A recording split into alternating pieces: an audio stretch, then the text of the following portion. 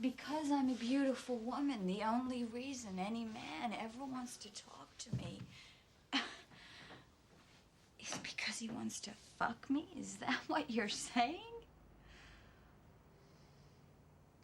Well, I don't think it's quite that black and white, but I think we both know what men are like. So on that basis, I should conclude that you wanted to fuck those two models. There are exceptions. What makes you an exception?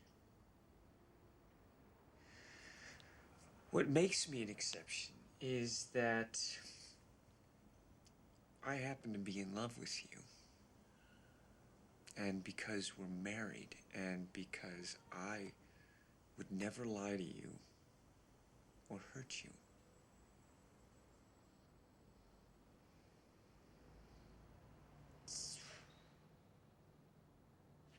Do you realize that what you're saying is that the only reason you wouldn't fuck those two models is out of consideration for me?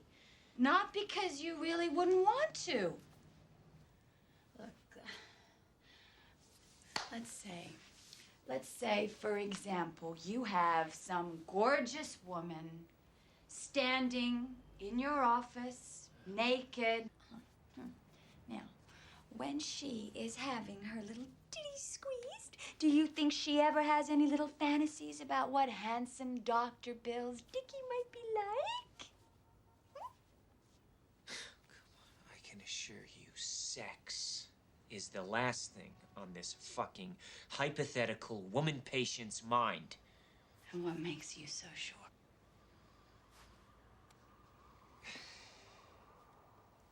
If for no better reason, because she's afraid of what I might find.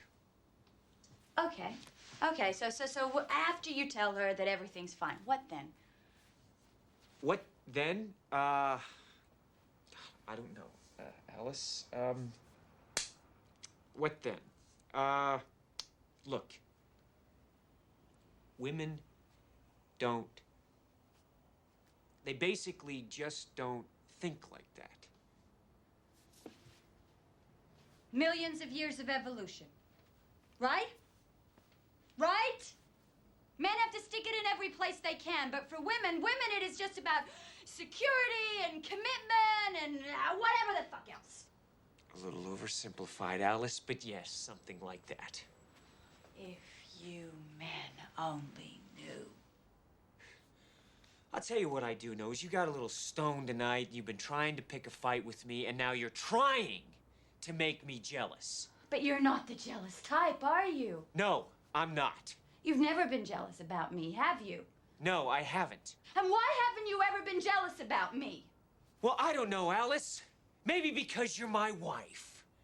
Maybe because you're the mother of my child, and I know you would never be unfaithful to me. You are very, very sure of yourself, aren't you? No. I'm sure of you.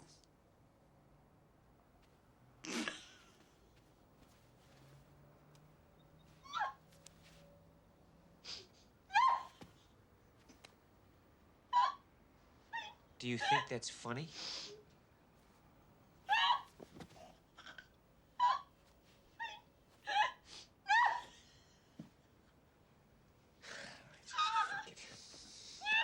Now we get the fucking laughing fit, right?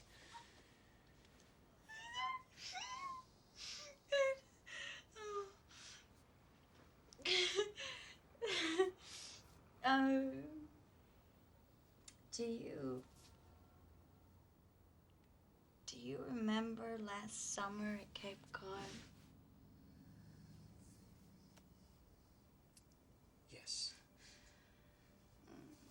Do you remember one night in the dining room, there was this young naval officer, and he was sitting near our table with two other officers? No. The waiter brought him a message, which point he left.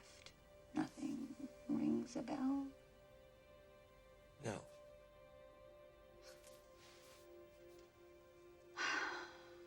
Well, I first saw him that morning in the lobby. He was checking into the hotel, and he was following the bellboy with his luggage to the elevator. He glanced at me as he walked past, just a glance. Nothing more.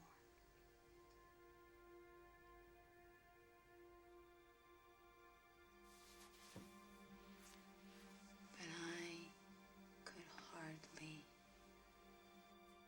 move.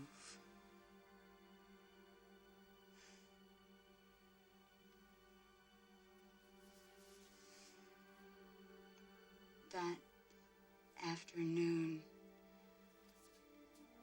Helena went to the movies with her friend, and you and I made love. And we made plans about our future. And we talked about Helena. And yet, at no time was he ever out of my mind.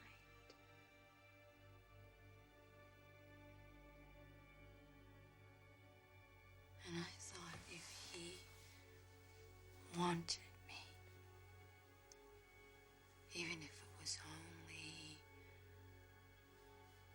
for one night,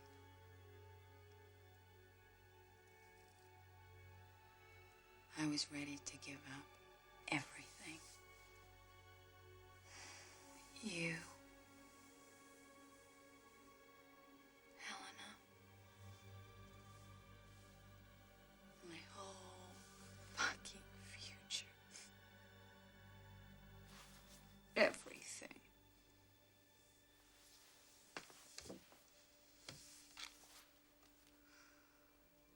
And yet it was weird, because at the same time, you were dearer to me than ever. And at that moment, my love for you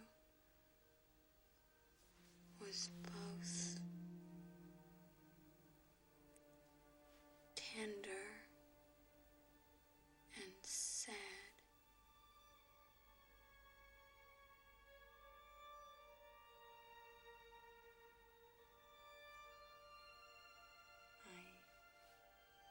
I barely slept that night. And I woke up the next morning in a panic. I didn't know whether I was afraid that he had left, or that he might still be there.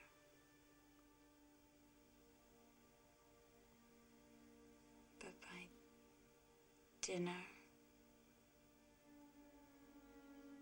I realized he was gone.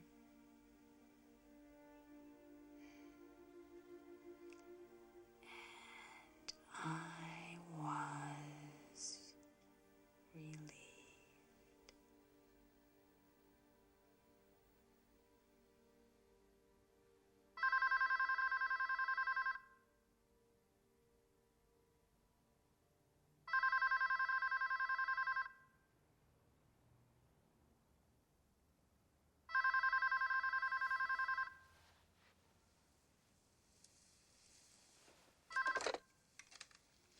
Hello.